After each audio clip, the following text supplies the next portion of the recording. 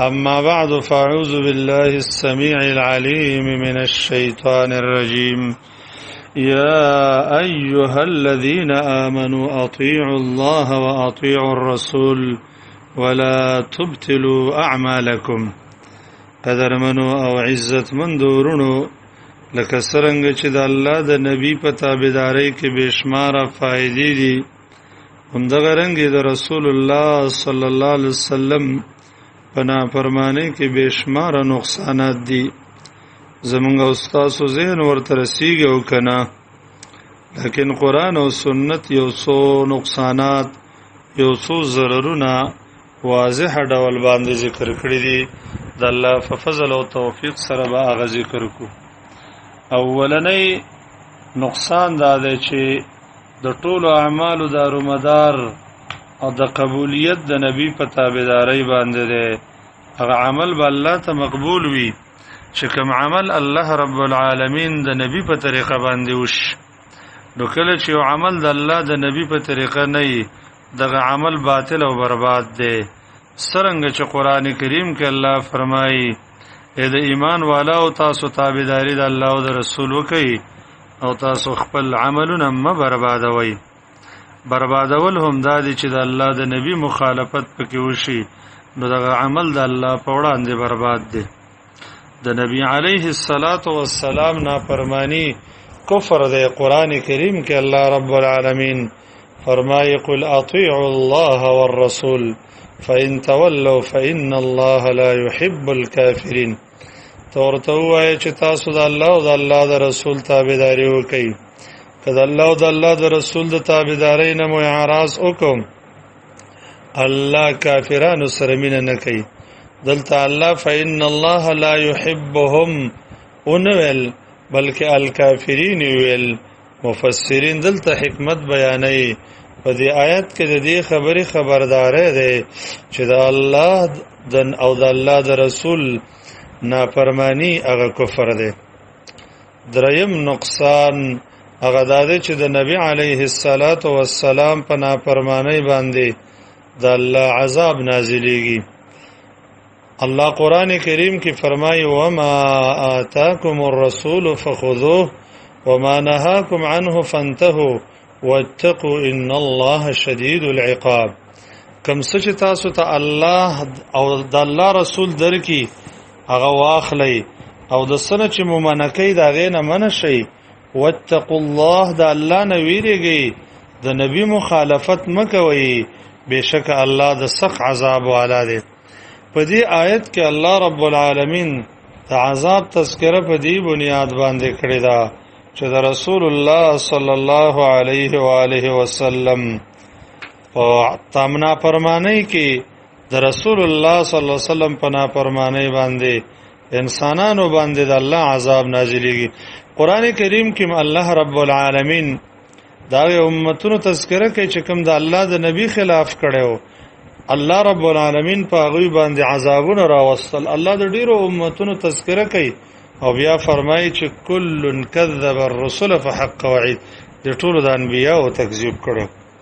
څلورم نقصان دا دی چې د الله د نبی صلی الله علیه وسلم په مخنا فرمانی په وجه باندې فتنه نازلېږي.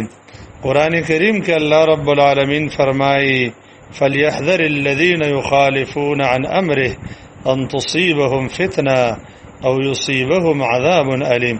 هغه انسانان دی اوریږي چې د الله د نبی د امر خلاف کوي دوی ته به فتنه رسیږي یا به دوی ته دردناک عذاب رسیږي. بل نقصان پنځم نقصان دا دی چې د الله جل جلاله د نبی په نافرمانی باندې انسان جهنم ورته داخليږي. قران کریم کې الله رب العالمین فرمایي ومن يعص الله ورسوله ويتعد حدوده يدخله نارا. څوک چې د الله او د رسول نافرمانی کوي او د هغه د پلو نه چې د تجاوز کوي دغه انسان لره به الله ورته داخل کی او دا انسان به په دې اور کې همیشئ او د دې لپاره بس پکون کې عذابي. شپږم نقصان دا دی چې د نبی علیه الصلاۃ والسلام د نافرمانی په وجه باندې د انسان ایمان لټکیږي ختميږي. د انسان ایمان ختميږي قرآن کریم کې الله رب العالمین د هغه انسانانو نه د ایمان نفي فرمایلی ده څوک چې د الله د نبی تابعداري نه کوي. نبی کریم صلی الله علیه الله رب العالمین فرمایي فلا وربک لا یؤمنون. دغه رنګ نه ده زما د ستا په رب باندې قسم وي دغه خلق مؤمنان نه دي تر څو پورې چې تا فیصله کون ونه غني د هغه مسایلو تر مابین چې کوم د دوی تر مابین اختلافي مسایل دي.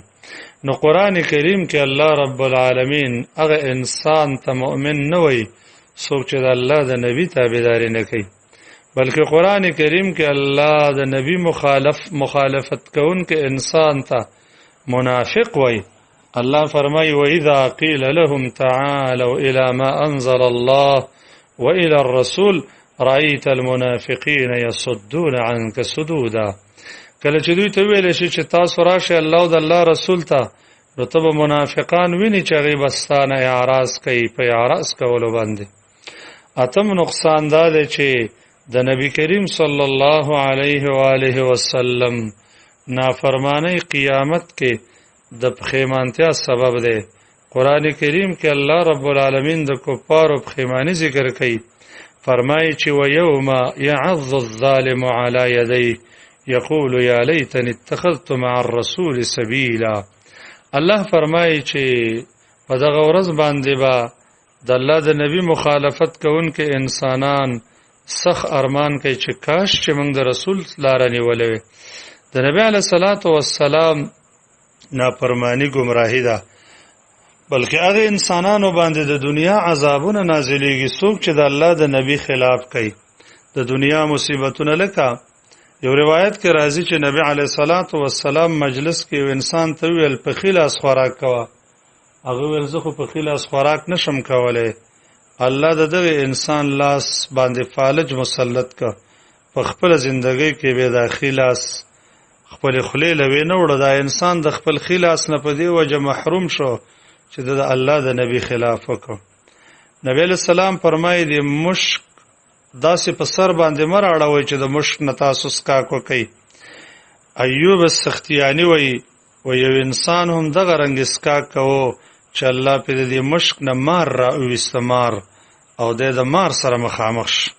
دومره لوی نقصان ورته ورسېده، ولې د الله د نبی خلاف یې کوو. رسول الله صلی الله علیه وسلم په یو غزا کې واپس راته ملګرو ته وویل چې تاسو د شپې خپل بیبیانو ته مه ور داخلېږئ. دو کسانو د هغې مخالفت وکړ، نو چې کور ته لاړ دې دواړو کسانو د ناموس په شرم باندې وشرمېدل او هغوی په خپل اهل په بدلمنۍ باندې ولیده. نبی کریم صلی الله علیه وسلم یو مبارک ارشاد سعید ابن المسیب یو سړي ته پیش کړ. د الله د نبی ارشاد دی چې د مسجد کې یو سړي باندې اذان وشي نو دا انسان د مسجد نبی ته نه وځي بلکې دلته د مونځ وکړي. یو سړی و چې سعید ابن المسیب شاګرد راغلی و چې د دې نه اجازت اخیسته او د نیکۍ سفر ته روانو، د حج عمرې سفر ته روانو. نه سعید ابن المسیب ورته ویل مه وځه، د الله د نبي وینا ده. ویل نه زه وځم، ملګري راته ولاړ دي، د الله د نبي په وینا یې عمل ونه کړ. چې لږ مخکې رالې ستا اس ورباندې تندلک وخوړه، راوغورځېد او پتون یې مات شو. نبی علیه السلام د یو غزا نه واپس را روانو، صحابه کرامو ته ویل چې د شپې به څوک بهر نه وځي. دو کسانو د دې مخالفت وکړ او بهر ووتل. الله رب العالمین په هغوی باندې باد مسلط کړ او ایسته د توی په غرونو کې هغوی مړه وموندلی شو. او داسې سخترین عذابونه الله په هغه انسانانو باندې مسلط کړي دي کوم انسانان چې د الله د نبی مخالفت کوي. نو الله رب العالمین دی منګ او تاسو د رسول الله صلی الله علیه و آله وسلم د مخالفت نه اوساتي، او الله رب العالمین دې منګ او تاسو سید نبی په تابعدارۍ کې استعمال کی. وصلی الله تعالی علی خیر خلقه محمد وعلى آله واصحابه اجمعین.